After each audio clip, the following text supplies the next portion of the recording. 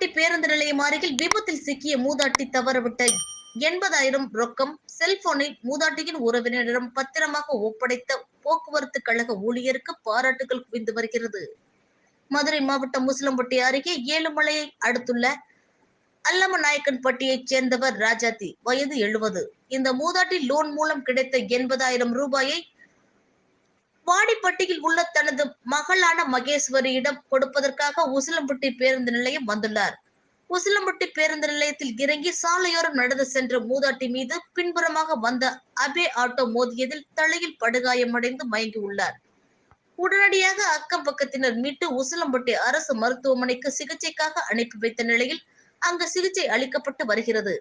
இந்நிலையில் மூதாட்டி கொண்டு வந்த கட்டைப்பை தவறி கீழே விழுந்ததை கண்ட பேருந்து நிலையத்தில் பணியில் இருந்த அரசு போக்குவரத்து கழக நேர காப்பாளர் சென்றாயன் பையில் 80,000 ரொக்கம் மற்றும் செல்போன் இருந்ததை அறிந்து தன்னுடன் பணியில் இருந்த மற்றொரு நேர காப்பாளர் ஜெயம் என்பவரது உதவியுடன் மூதாட்டியின் செல்போன் மூலம் அவரது மருமகனான ராமநாராயணன் என்பவரை தொடர்பு கொண்டு மூதாட்டி தவறவிட்ட 80,000 ரொக்கம் மற்றும் செல்போனை பத்திரமாக ஒப்படைத்தனர்.